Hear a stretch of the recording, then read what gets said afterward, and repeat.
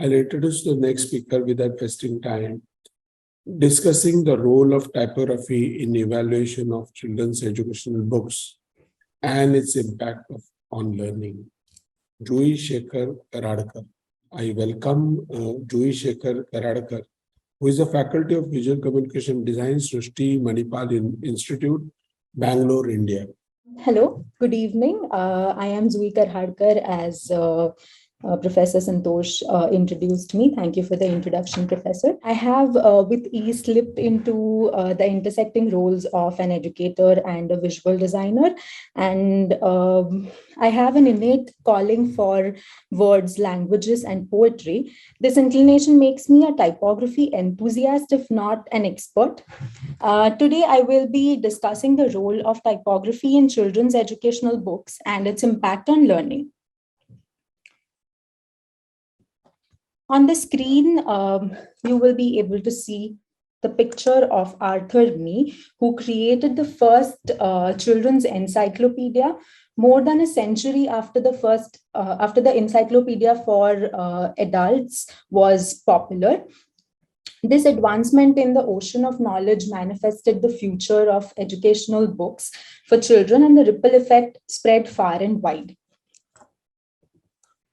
Moving on to picture books or children's books that we see on the screen, a few examples that we see on the screen right now. We know that images and visuals mainly in the form of illustrations, they loom large when engaging the children's attention. We have seen for so many years that illustrations have had a larger impact on, when engaging children with some kind of literature or stories or poetry or any form of literature for that matter. Here on the screen, you will be able to see three such examples that I have shown. And the first one is The Tale of the Peter Rabbit by Beatrix Potter. The second one is a page from a book of animals by Dr. Seuss. The third one is the book called Indira it's designed by Priya Kurian. These examples I have shown to sort of emphasize how illustrations have, they have had an upper hand when we have to engage children with certain kind of literature. However, effective usage of typography in educational and informational books for children is vital for their comprehension due to the following reasons. First is it has complex information. It has more text because of a lot of information that needs to be included in these books. More text is inevitable. Then there is less scope for visuals in such books because it's a ratio that we have to maintain while designing such kind of books. In the process of my research, when I was sort of trying to find ways in which typography can be optimized or used in such a way that it in itself can become more engaging for children, and especially for books with heavy content or books that are informational or knowledge books for that matter. So one way to solve this is by achieving rhythm and fluidity to text. So the question that I asked during this research was that can rhythmic or playful nature of type aid children's learning? During this process, I sort of tried to trace the origins of rhythm. As you can see on the screen, there's a picture of this Flemish poet, Paul van Ostijn. He, with his counterpart, Oscar Jaspers, created a series of something called as Bezitzstad. It was a series that was a part of typographic expressionism in 1920s. And these were some of the early, we can say, early examples or early explorations of typography being used in a non-conventional manner, or a manner that imparts rhythm or some kind of fluidity to the layouts.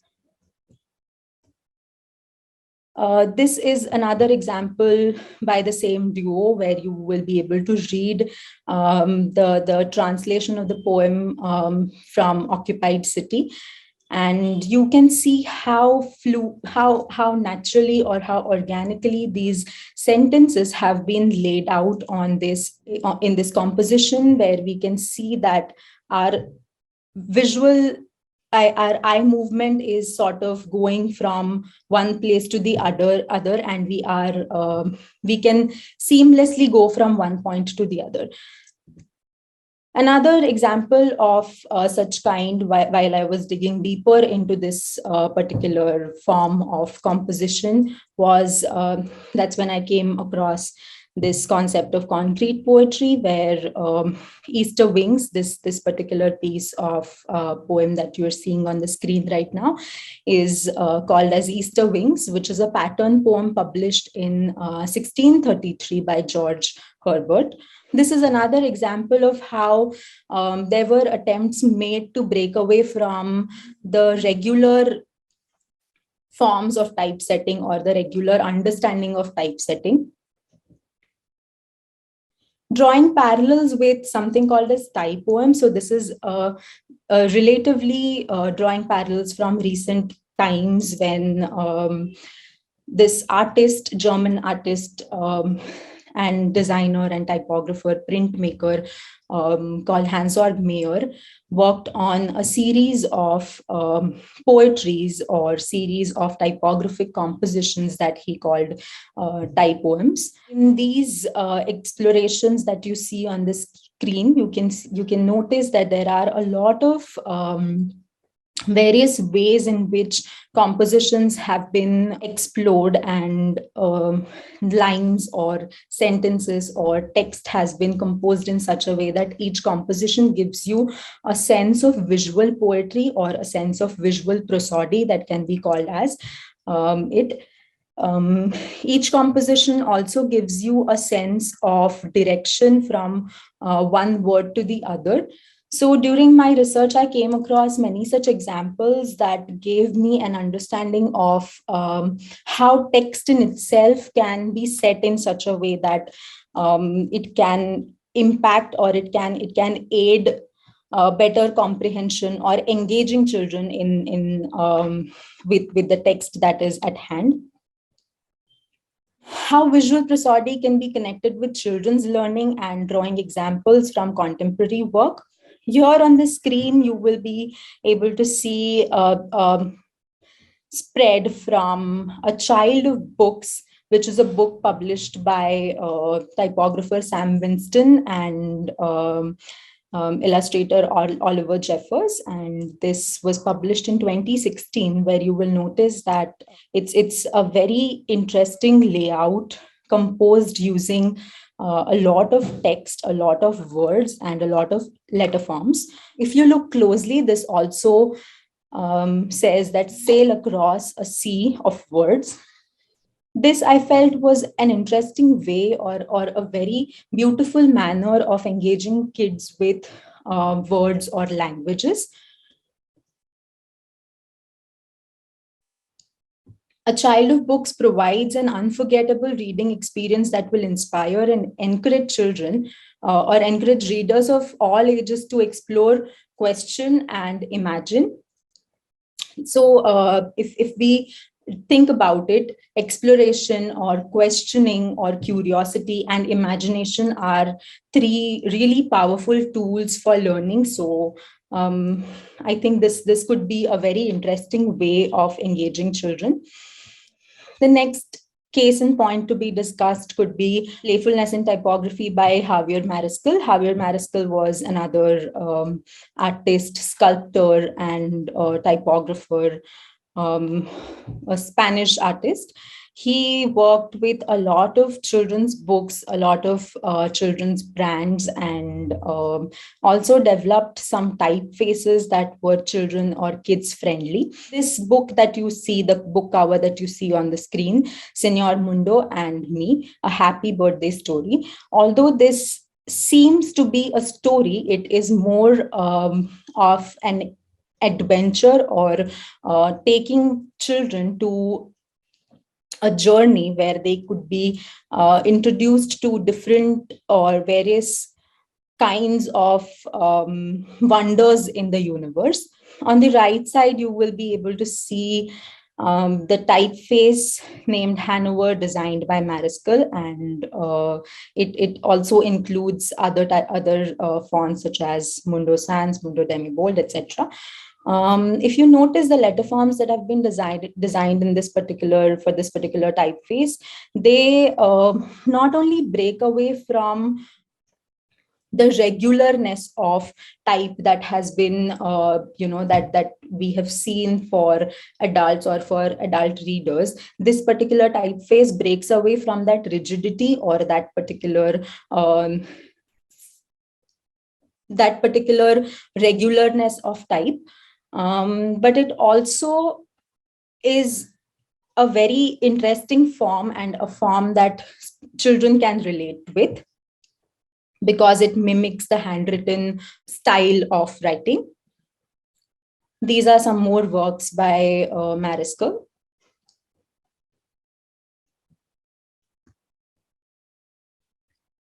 This is a 3D typographic installation by Mariscal, which was put up in France. Here you will be able to see various letter forms scaled up and put together to create a very beautiful installation. The next point in discussion could be books of knowledge becoming more playful. If you see on the screen right now, this particular book of knowledge called Everything and Everywhere by Mark Martin.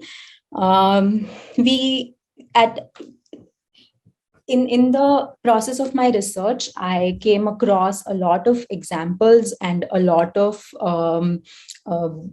books that I could refer to and sort of look at the evolution of how children's books or children's educational books have evolved. These are some of the very latest examples, but if you go through my paper that I have submitted, you will find that I have at length talked about or sort of analyzed the kind of typesetting or the kind of typography that was used in the educational books earlier versus how it has evolved now. If you see in this particular cover, you will find that there is a seamless coexistence of visuals and text. Lucid yet playful type, although it is clear it is not something separate. There is, so earlier, if you see the earlier examples that I have shared in my paper, you will find that there was a very or something that Mr. Ishan Khosla mentioned in his talk yesterday, that things were side by side. Although there were images in play for children's engagement, they were side by side. Text and image were side by side. Now in the current examples or contemporary work, you will find that this gap has been it's slowly started to bridge. This is a spread from that same book, and you will find how beautifully the images or the visuals, illustrations coexist with the text, and there is no reason why text needs to be or has to be a separate sort of element in any design layout.